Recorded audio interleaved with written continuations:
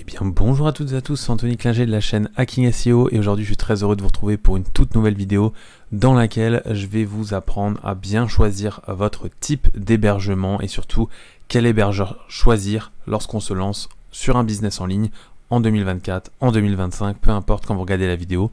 En tout cas, les conseils que je vais vous donner dans cette vidéo fonctionnent n'importe quand, puisque aujourd'hui, il y a des gros points majeurs sur lesquels il faut mettre le point lorsqu'on choisit son hébergeur et son type d'hébergement. Et aujourd'hui, on va principalement parler du business en ligne, même si vous allez le voir que sur d'autres aspects, ça peut aussi avoir de l'intérêt d'écouter cette vidéo, notamment si vous cherchez à créer un portfolio, à créer un site vitrine, etc. Alors, le partenaire de cette vidéo, et c'est en plus de ça le numéro 1 actuellement en termes d'hébergement web, c'est Hostinger. Comme d'habitude, ils nous font confiance pour nos vidéos, pour la qualité de contenu, mais également nous, de notre côté, on leur fait confiance au niveau service, que ce soit leur service en général ou leur SAV. Alors, ça tombe bien, puisqu'aujourd'hui on parle d'hébergeur, et évidemment, Hostinger, comme on le dit à chaque fois, selon nous et selon les statistiques tout simplement, c'est le meilleur aujourd'hui, avec un Trustpilot à 4,6 sur plus de 30 000 avis, et sachant que c'est international, vous pouvez faire confiance notamment à cet hébergeur. Il propose plusieurs solutions d'hébergement et en fait ce que je vous propose, comparé à d'habitude, ça va être de vous donner un cas concret à chaque fois pour chaque type d'hébergement afin que ce soit plus simple pour vous de choisir, on va dire, le type d'hébergement et les caractéristiques suivant votre besoin. Alors la première chose que je voulais vous montrer, c'est les portfolios. Alors même si les portfolios ne peuvent pas forcément être considérés comme étant un business en ligne à proprement parler, il n'en reste pas moins que si vous avez un beau portfolio très fonctionnel, vous pouvez obtenir du lead pour notamment des freelances par exemple en web design ou en web développement, ou même en SEO ou en graphisme, et du coup obtenir de l'argent derrière. Donc ça reste un biais d'acquisition pour faire du business en ligne. Alors là j'ai trouvé un portfolio très sympa de Adrien, voilà. D'ailleurs s'il voit la vidéo, même si j'ai des doutes, et en tout cas félicitations, très beau portfolio. Et en tout cas voilà, si vous voulez créer ce genre de site web qui ne demande pas forcément beaucoup de ressources quand on regarde bien, puisqu'au final il y a quoi? Il y a des médias, il y a du texte, il y a de la couleur, et il y a 2-3 vidéos, voilà, le reste vous cliquez dessus, vous pouvez faire des petits sliders, ça c'est un peu de JavaScript, c'est rien de très violent, il n'y a pas de gros appels base de données, de gros scripts là derrière. Là vous voyez que voilà, il y a des petits effets au hover, il n'y a rien d'exceptionnel, on va dire, même si le site est très beau. En termes de point de vue performance, ça ne demande pas grand chose. Pour ça, vous avez nullement besoin d'autre qu'un single en termes d'hébergement. Pourquoi? Puisque si vous êtes par exemple développeur et que vous avez besoin de créer un portfolio, vous avez juste besoin d'un site web sur un hébergement. Vous n'allez pas faire normalement beaucoup de visites, puisque un portfolio c'est uniquement visité par soit des recruteurs, soit par des personnes qui cherchent des missions. Donc on va pas se mentir, ça reflète pas non plus des centaines de milliers de personnes. Vous n'avez pas besoin de beaucoup de stockage, parce que comme je l'ai dit, ce sont des sites assez simples, donc il y a vraiment pas besoin de beaucoup de stockage, donc ça convient amplement 50 Go. Ensuite vous avez pas mal de choses, notamment SSL gratuit illimité et un compte email, donc ça suffit largement sur un portfolio vu que vous aurez besoin que d'une seule adresse mail, et derrière vous avez 100 Go de bande passante. Ça suffit largement, encore une fois, puisque vous n'allez pas avoir 1000 personnes en même temps sur votre site web. Avec cette formule là, vous êtes à 1,49 par mois, et là du coup c'est vraiment la formule pour tester, on va dire, un site web, ou alors pour avoir un portfolio, ce qui va vous permettre de créer directement des choses et les mettre au grand public. Ensuite, là, ici, on a, si vous voulez, un site d'affiliation. Alors, j'ai pris un site d'affiliation par défaut qui s'appelle Gear Patrol. Hein. Vous pouvez prendre d'autres sites en exemple. Ce ne sont pas des sites très compliqués à mettre en place. Encore une fois, ce sont juste des business en ligne qui utilisent, par exemple, de l'affiliation Amazon. Donc, au final, c'est quoi? C'est un blog avec des articles qui vont présenter, par exemple, des produits, comme ici, un robot. Donc là, vous voyez, vous avez l'article ici directement qui est affiché là. Donc là, je suis sur Best Deals. Et là, vous avez un robot nettoyeur, du coup, avec le lien d'affiliation vers Amazon. Alors ça, c'est tout simplement un site d'affiliation qui est vraiment facile à mettre en place. Il n'y a pas grand-chose. C'est que des articles. Encore une fois, là, on est sur un article de blog. Si je vais sur Tech, ici, voilà, on a plein d'articles de blog. Là, si j'ouvre ça, voilà, on a un article, très simplement, on va présenter par exemple le Native Union Pocket Cable, et ensuite ici on a une présentation détaillée avec des liens d'affiliation, ça j'en ai déjà montré sur la chaîne. Et pour ce type de site web, alors là vous avez plusieurs possibilités. Soit vous faites un simple blog d'affiliation, et là du coup, on va dire que la partie premium suffit largement, même si vous voulez en faire 15, vous pouvez utiliser qu'un seul hébergement premium, puisque vous avez 100 sites web qui sont disponibles sur un seul hébergement. avec beaucoup de capacité. Vous avez 100 Go de stockage en NVMe, c'est-à-dire avec de l'écriture rapide et la lecture rapide. Vous avez énormément de dossiers et de fichiers que vous pouvez stocker et créer. Vous avez un SSL gratuit, de l'email gratuit, etc. Un nom de domaine gratuit, et surtout de la bande passante illimitée.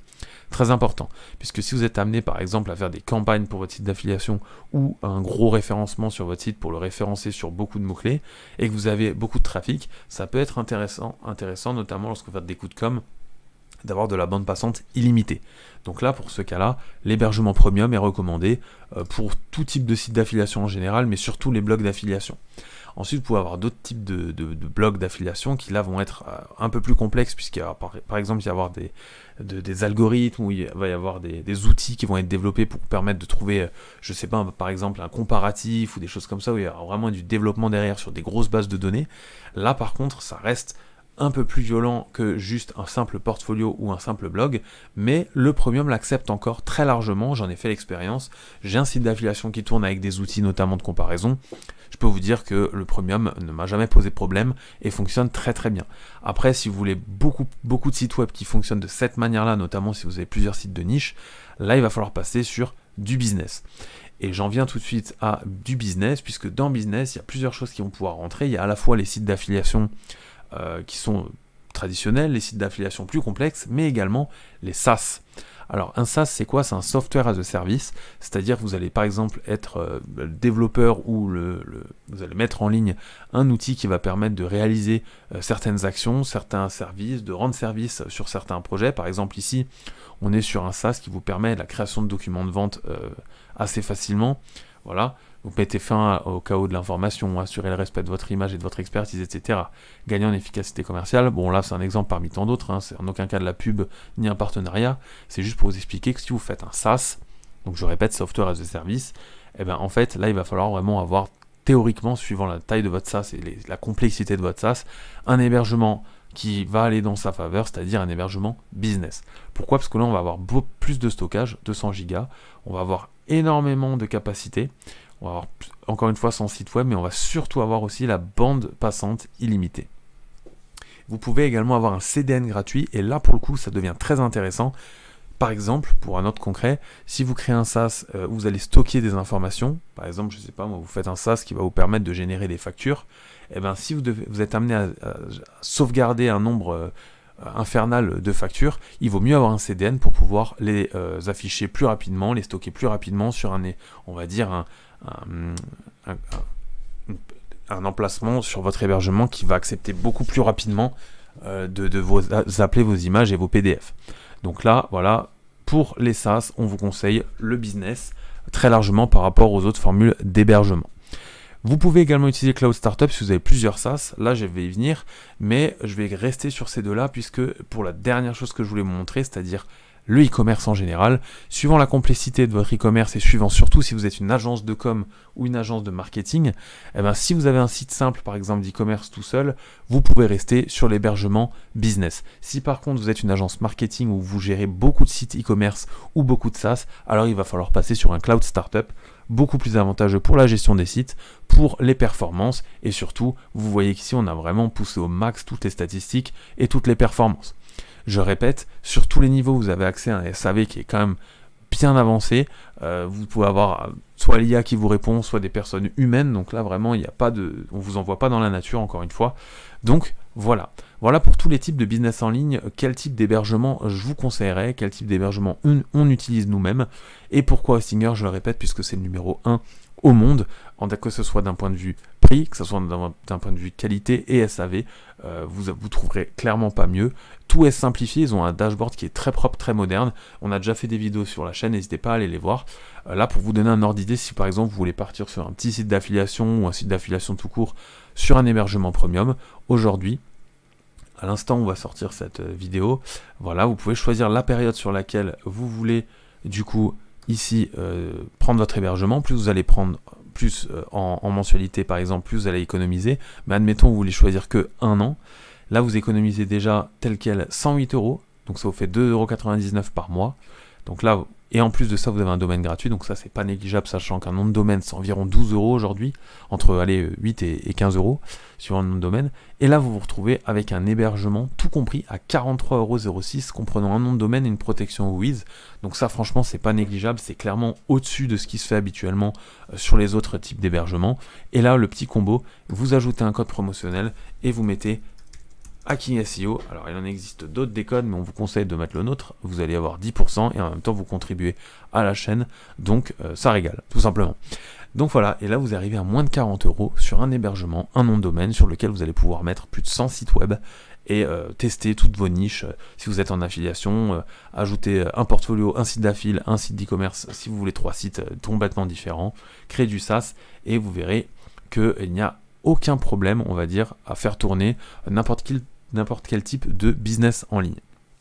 Alors, il existe d'autres hébergeurs, on va pas les présenter forcément dans cette vidéo, puisque déjà, nous, on n'y voit pas trop d'intérêt, puisque dans tous les cas, on ne les utilise pas, et on préfère vous montrer ce qu'on utilise, à savoir Hostinger, mais auparavant, on avait déjà montré Obamboo ou OVH. Aujourd'hui, moi, personnellement, là, je vais parler à titre privé, je déconseille, notamment d'un point de vue SAV, puisqu'ils n'ont pas beaucoup de, si on parle d'Obamboo, pas beaucoup de SAV, peu de personnel pour répondre à vos questions, alors que OVH c'est un peu la même chose, sauf que c'est plus grand, mais comme dit, c'est plus complexe, vous avez une interface qui est beaucoup plus complexe et moins intuitive que celle de Stinger, donc si vous voulez choisir la facilité, l'UX, et l'efficacité et le SAV, c'est clairement Stinger comparé à OVH ou à Obamboo ou à d'autres types d'hébergements.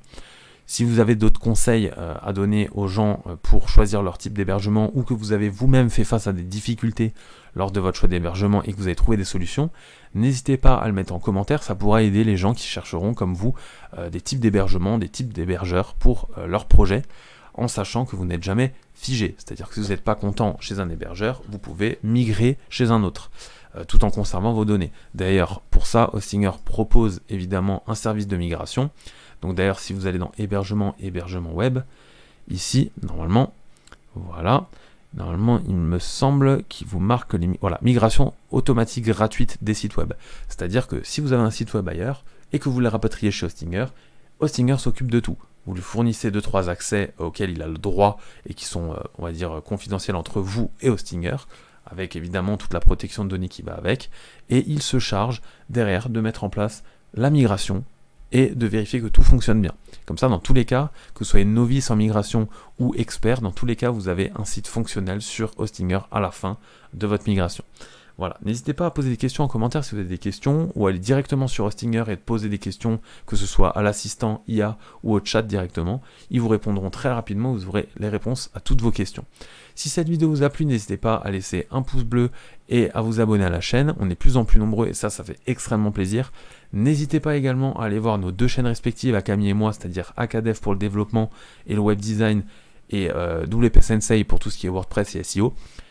On va faire de plus en plus de vidéos qui seront démarquées de ce qu'on a fait d'habitude, donc on espère que ça vous plaira, des nouveaux concepts qui vont arriver pour cette fin d'année 2024, ou plutôt pour cette nouvelle rentrée qui va arriver fin d'année. Donc restez connectés surtout, abonnez-vous à toutes nos chaînes respectives, mettez la cloche si vous voulez être informé des dernières vidéos. C'était Anthony Klinger de la chaîne Hacking SEO, on se dit ciao tout le monde.